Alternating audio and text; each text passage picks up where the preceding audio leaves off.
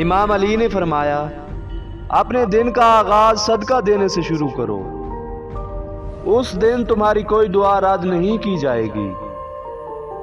تم خود اپنی دعاؤں سے ہی اپنا مقدر لکھتے ہو، اور تمہاری دعائیں ہی تم تک وہ سب لے آتی ہیں جو تمہارا نصیب بھی تمہیں نہیں دے پاتا۔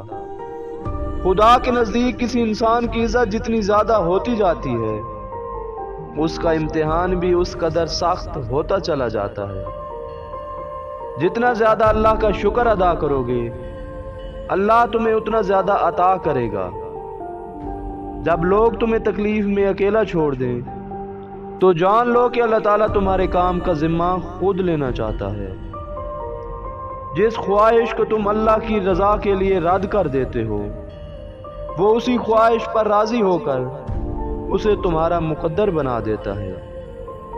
ایسے شخص کو کبھی مت گنوانا جس کے دل میں تمہارے لیے محبت، فکر، عزت اور چاہت ہو۔ مولا علی فرماتے ہیں، انسان کے 3 طرح کے دوست ہوتے ہیں جو 3 موقعوں پر انسان کو چھوڑ جاتے ہیں۔ ایک دوست یہ کہتا ہے کہ میں تمہاری زندگی اور موت میں تمہارے ساتھ ہوں، وہ علم ہے۔ دوسرا یہ کہتا ہے کہ میں تمہارے مرنے تک تمہارے ساتھ ہوں، وہ مال ہے۔ تیسرا یہ کہتا ہے میں قبر کے دروازے تک تمہارے ساتھ ہوں، پھر تمہیں چھوڑ دوں گا، وہ اولاد ہے۔